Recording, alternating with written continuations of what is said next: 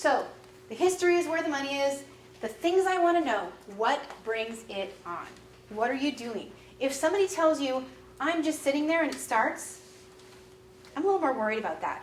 If they say, well, I just had a monster drink and smoked some crack, and then I had some palpitations, well, I'm not so worried, right? Well, actually, I kind of am worried. I'm probably going to see an SVT. I had a guy who was sick, and he was driving a long distance, so he needed to stay awake. So he took a bunch of Sudafed for a sinus infection. He drank a tall coffee, and when that didn't work, he drank a monster drink, and then he pulled over to the nearest ER, which was us, and he's like, I have palpitations. Well, I wonder why.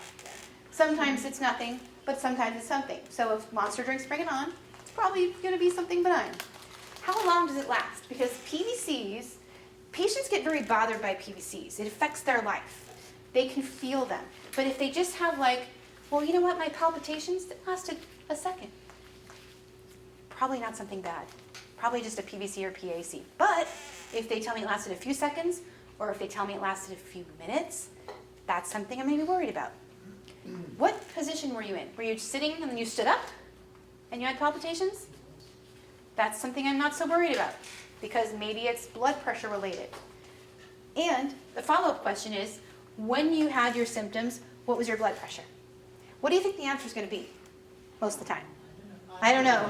Yeah, exactly. But you know what? That's going to trigger me to say, well, next time I want a blood pressure, I want it written down, and I want to see it when you feel this way. Because I can't be there with you to check your blood pressure. Because it could be blood pressure related. What medications do you take? This is, I got to tell you, the most helpful question I ask. Because if they tell me, oh, I'm on metoprolol, guess what? They've probably been worked up before, and somebody put them on a beta blocker. Because they probably have PVCs or SVT. Or if they're on amiodarone, I'm going to be a little bit more worried that they've had VTAC, right? Or if they are on spironolactone and lisinopril and beta-coreg, I'm worrying about heart failure. That makes me think more about VTAC. But the other thing with the meds is I don't want someone to tell me, well, I'm on this. No, don't tell me what you're on. Give me the bottles. I don't want your ratty list from your wallet that's not accurate from the pharmacy. I want bottles, and I want the bottles on the counter, and I want to look at their name, and I want you to tell me what you take this medication for. When do you take it? Why do you take it? How do you take it? Because a lot of times, you'll put the bottle, what's this one for? And the patient can't maybe read. They can't read, but you won't know it. And we're expecting them to take 40 medications for their heart failure, but they can't read the bottles. So maybe they're taking a bunch of Coreg or metoprolol, and their blood pressure's bottoming out. So maybe they have a whole full bottle of their meds because they have never taken them. Get the bottles in front of you and look at them. Don't look at the list. If the list is never right. Do you drink alcohol? Why do you think I want to know that? What possible arrhythmia might I be worried about if they drink alcohol? AFib. Why? Alcohol plus AFib? How does that work? Anyone know?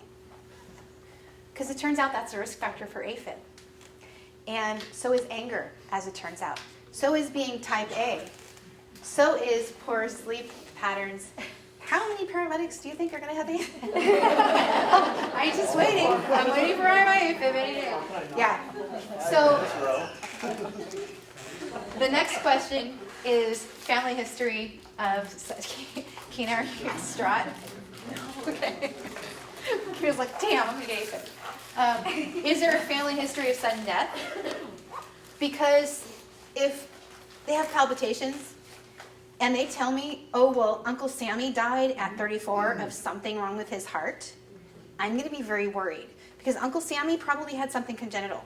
Probably something like hypertrophic obstructive cardiomyopathy or Brugada's, which we're not going to miss again. We got that Brugada's, right? We're Brugada hunters. So I'm going to take that patient way more serious than if they just tell me, oh, I was sitting there and I felt a little butterfly in my chest for 1 second. I don't care.